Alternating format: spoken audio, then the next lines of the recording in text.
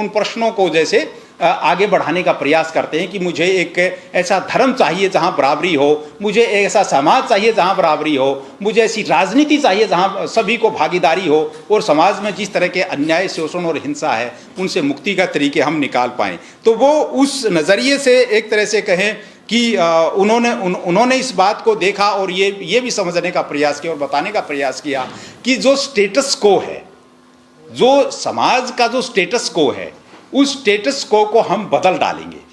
जो समाज में हेजेमनी है, वर्चस्व है जातियों के नाम पर ब्राह्मणिकल सोशल ऑर्डर की, उस ब्राह्मणिकल सोशल ऑर्डर के वर्चस्व को हम भंग करेंगे, उसको तोड़ेंगे। और उसके लिए उन्होंने स्टेटस को तोड़ा भी। अपने ज़माने में आज जो हमारे बीच में हम सभी के चेहरों पर जो थोड़ी बहुत रौनक है, ये बाबा साहब अम्बेडकर की बदौलत है, या उस तरह की रौनक के पीछे मान्यवर कांशीराम की भी भूमिका है।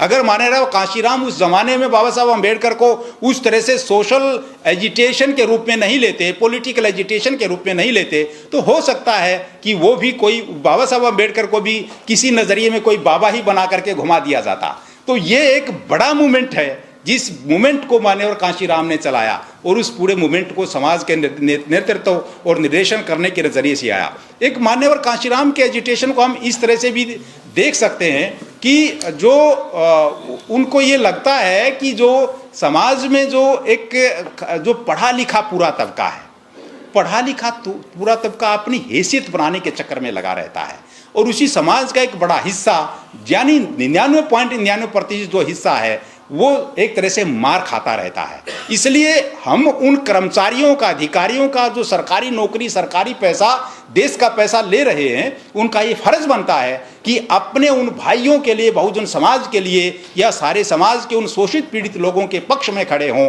इसलिए उन्होंने एक नए तरह का एक्सपेरिमेंट किया, जिस तरह का एक्सपेरिमेंट बाबा साहब अम्बेडकर नहीं कर पाए थे। और बाबा साहब अम्बेडकर ने ये दुखी होकर ये कहा था कि मुझे पढ़े लिखे लोगों ने धोखा दिया। उसकी अलग अलग तरह की इंटरप्रिटेशन हमारे बीच में रहती हैं, लेकिन मान्यवर कांशीराम ने उसको अपने लिए एक इंस्ट्रूमेंट बनाया कि मुझे पढ़े लिखे लोगों ने सपोर्ट किया। उन्होंने बामसेप बनाया, पढ़े लिखे लोगों ने सपोर्ट किया और इसमें लाखों कर्मचारियों ने डोनेशन दिया और उसके नाम पर मान्यवर कांशीराम का जो DS4 का पूरा मूवमेंट चल निकला। बामसेप से आगे चल करके बामसेप चला, DS4 चला और फिर वो आगे चल करके दूसरी तरह का पॉलिटिकल मूवमेंट चल निकला। तो ये जो ये जो पूरा सवाल था कि समाज के उसको, जो समाज में अलग तरह की एसेट्स हैं, उनको आप अपने अपने तरह से एक्सपेरिमेंट कर सकते हैं।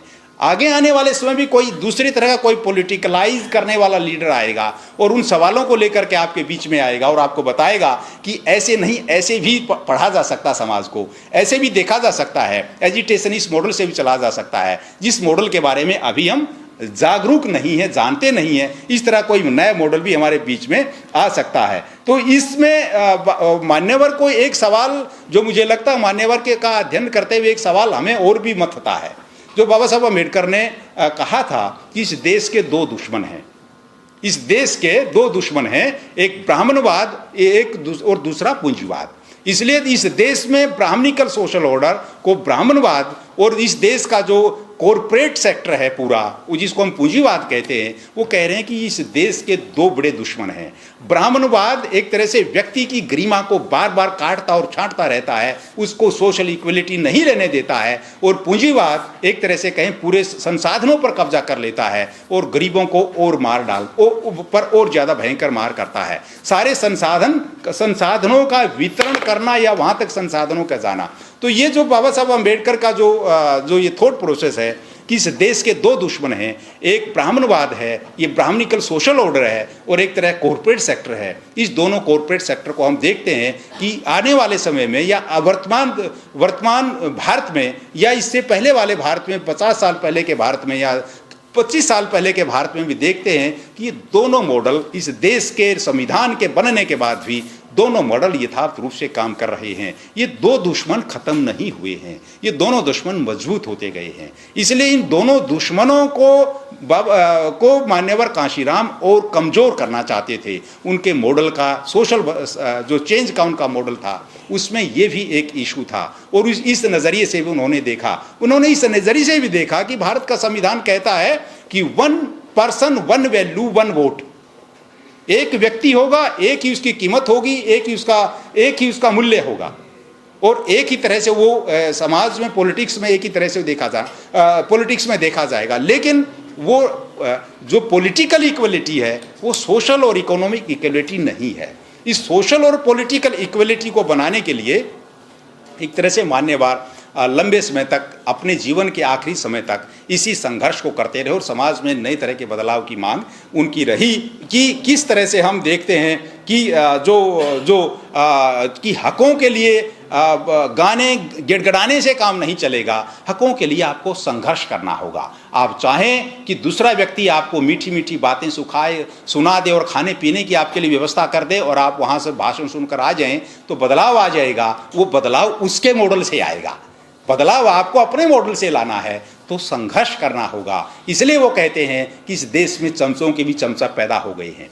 जिनको वो चमचा कहते थे कि हमारे सिस्टम में चमचा पैदा नहीं होंगे, उस सिस्टम में भी चमचा पैदा हो गई। इसलिए उस पूरे चमचागिरी के युग की वो बात करते हैं कि हमें इससे मुक्ति चाहिए।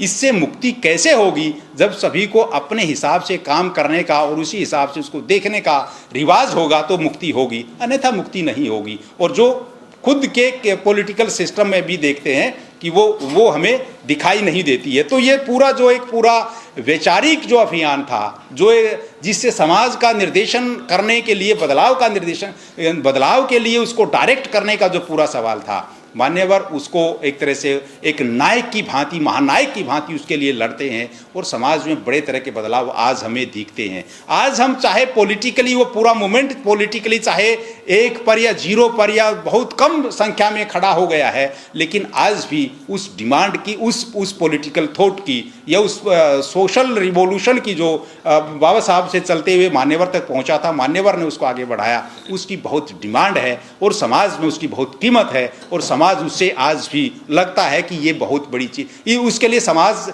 लगता है कि वो उनको इग्नाइट कर दिया, सिस्टम को इग्नाइट कर दिया है। कोई आज किसी के खिलाफ किस तरह से भी बात करता है तो लोगों का एजिटेशन करने वाला एक समूह खड़ा हो जाता है। तो ये समूह खड़ा होने की जो ताकत कहाँ से आ गई? ये ताकत उन्हीं लोगों से ने दी है जिसकी वजह से ये हमें दिखाई पड़ता है। तो ये पूरा जो डिस्कोर्स है इंडियन कॉन्स्टिट्यूशन का, या पूरा जो पॉलिटिकल थॉट प्रोसेस है मान्यवर कांशीराम का, इसमें बेसिकली सोशल चेंज का एक बड़ा कंसेप्ट उसके बीच में है। और वो चाहते थे कि भारत का समाज इक्वलिटी बेस्ड बने और जो गैर बराबरी के पूरे सवाल हैं, उन गैर बराबरी के उन्हीं सवालों को, चाहे वो अपनी नौकरी से चल करके जिस तरह से उन्हें बामसेफ और दूसरे सवालों से लेकर के सामाजिक निर्देशन करना प्रारंभ किया था और वो उनको आखिरी पड़ाव तक लेकर आए, वो राजनीति के माध्यम से ही समाज बदलना उनका उद्देश्य था। और इसीलिए वो पूना पैक्ट को स्टेटस को के नज़रिए से देखते हैं कि जो शेड्यूल्ड कास्ट के लोग, शेड्यूल्ड ट्राइब के लोग ही अपने प्रतिनिधि क्यों नहीं चुन सकते?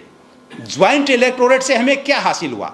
ज्वाइंट इलेक्टोरेट से हमें वो हासिल नहीं हुआ जिसकी एवज में हम बदलाव चाहते थे। ज्वाइंट इलेक्टोरेट हमें गुलाम बनाता है। इसलिए वो लंबे समय तक उसी गुलामी को लेकर के, जब हम देखते हैं कि पूना पैक्ट के 50 साल होते हैं, तो वो उस जमाने में पूना पैक्ट के 50 होने पर की एज ऑफ स्टूजेज लिखते हैं, चमचा युग लिखते हैं और ये बताते हैं कि यहाँ पर किस तरह से चमचा पैदा हो गए हैं जो अपने ही पैरों को खुद काट रहे हैं, अपने ही समाज के खिलाफ खुद खड़े हो गए हैं। हमारे पॉलिटिकल रिप्रेजेंटेटिव वो बन गए, जरूर बन गए हैं, लेकिन उस पॉलिटिकल रिप्रेजेंटेटिव हमारे लिए काम नहीं कर रहे हैं, उनको काम उनके लिए कर रहे हैं। तो फिर ऐसे पॉलिटिकल लीडरशिप का क्या करना है? इसलिए उन्होंने कहा कि हम ऐसे लीडर बनाएंगे, ऐसे पॉलिटिकल बात करेंगे जिस पॉलिटिकल चीज़ से वो दूसरे लोग हमारे लिए काम करेंगे, हम उनके लिए उनके चमचे बनकर काम करते हैं। हम ऐसा समाज, ऐसी पॉलिटिक्स बनाएंगे कि उनके गुलाम वो हमारे लिए गुलामी करेंगे,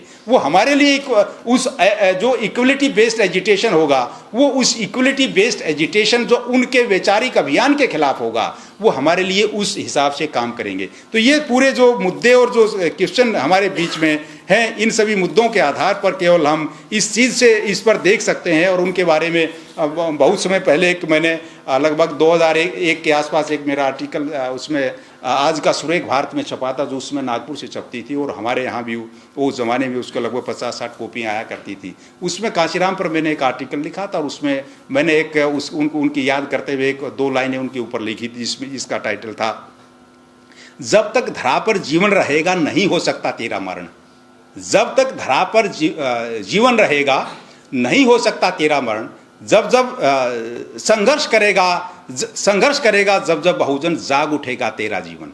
जब कोई भी व्यक्ति संघर्ष करेगा तो कोई भी बहुजन अपने अधिकारों के लिए लड़ेगा तो मान्यवर को याद करेगा ही करेगा। चाहे वो गुलामी के खिलाफ संघर्ष कर रहा हो, चाहे वो आज़ादी के नए सवालों की तलाश करते हुए संघर्ष कर रहा हो, चाहे वो पॉलिटिकल इक्वलिटी के लिए संघर्ष कर रहा हो, वो वक्त अभी हमारे नज़दीक और आ रहा है कि हमें उन्हीं सवालों के साथ फिर से हमें जुड़ना होगा, खड़ा होना होगा और मान्यवर के प्रति उनको याद करने का या उनके आज जन्मदिन के अवसर पर उनको फिर से उन्हीं सवालों के बीच झांक करके उनको देखने का सही समय भी यही है कि जो पॉलिटिकल आइडियोलॉजी का उन्होंने निर्माण किया था, वो पॉलिटिकल आइडियोलॉजी अगर उन सवालों को छोड़ करके गुमनामी का जीवन जी लेती है तो फिर आप क्या करेंगे?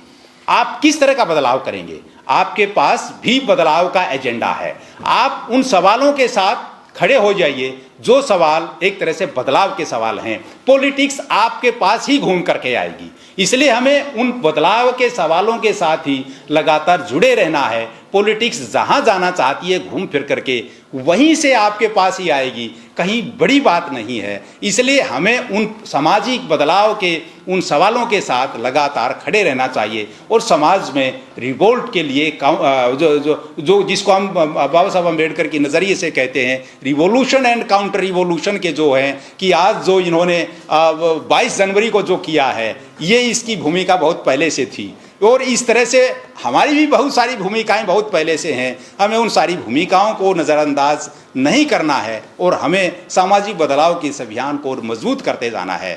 जय भीम, जय भारत, नमो बुद्धाय। आपने मुझे सुना।